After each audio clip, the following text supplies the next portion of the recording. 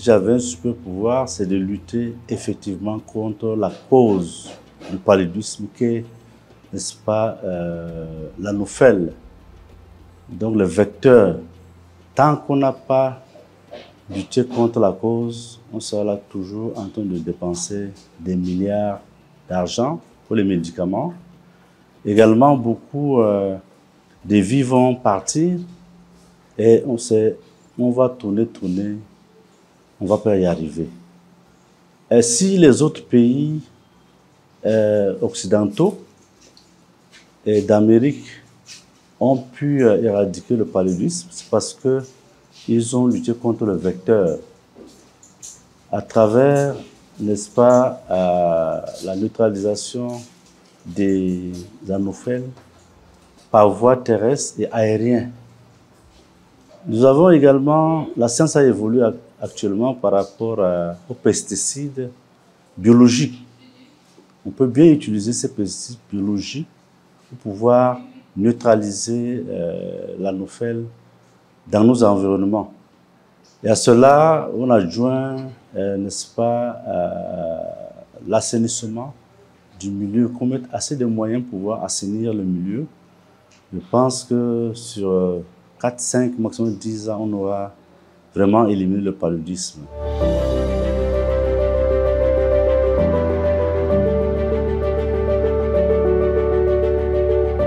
Bon, les agents de santé communautaire sont d'un intérêt capital parce que c'est eux qui travaillent sur le terrain pour sensibiliser. Les gens ne sont pas toujours informés sur la cause, sur comment le paludisme se transmet, comment se prévenir, comment traiter.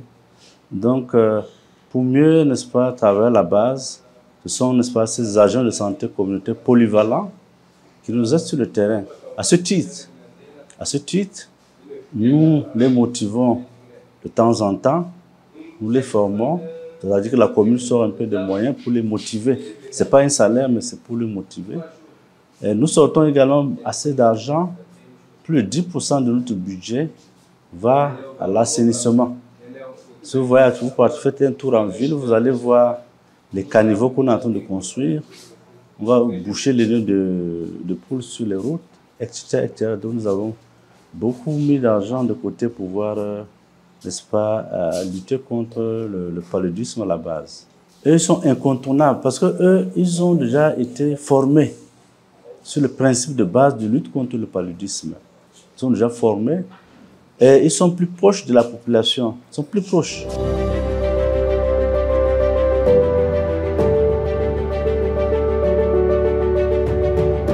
Non, il faut avouer que depuis que Monsieur le ministre de la Santé a mis en place une stratégie, n'est-ce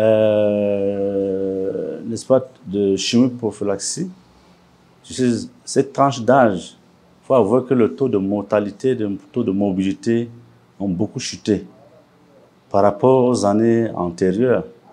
Donc, il y a lieu donc de féliciter Monsieur le ministre, Dr Mayoda Malachi, et les partenaires qui nous accompagnent au quotidien. Certes, la bataille n'est pas gagnée, mais c'est déjà un grand pas. Et les gens pensent toujours à la résistance. Mais c'est mieux la résistance, ou bien c'est mieux que les gens meurent. Pour moi, peut-être que la science évolue. Également, on va trouver d'autres nouvelles molécules.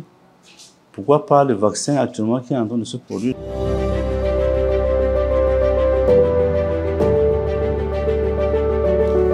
Vraiment, le rôle de maire, il est très important parce qu'on doit travailler, on a décentralisé certaines activités, certaines ressources. Il est question que nous puissions planifier des actions concrètes, surtout sur l'hygiène, l'assainissement et surtout aussi également la sensibilisation de nos parents dans les villages pour lutter contre, n'est-ce pas, les eaux qui sont stagnantes, peut-être amener les enfants assez tôt à l'hôpital, écouter les agents de santé communautaire. Je pense que chaque maire qui veut un développement durable vraiment doit avoir une population en bonne santé. Et comme en Afrique, la plupart des maladies que nous avons ici, c'est le paludisme. Et vous savez, le nord, c'est la culture en saison de pluie.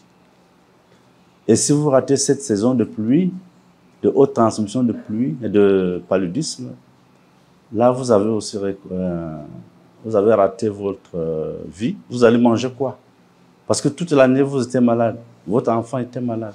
Donc, ça a un impact vraiment indéniable sur la santé des populations, sur la production économique. Donc, j'allais inviter les autres maires à mettre assez de moyens sur la lutte antivectorielle, n'est-ce pas, assez de moyens aussi pour pouvoir gérer les populations à la base, les informer, les sensibiliser, etc., etc. Donc, pour moi, cette lutte ne doit pas échapper à un maire qui veut avoir une population en bonne santé.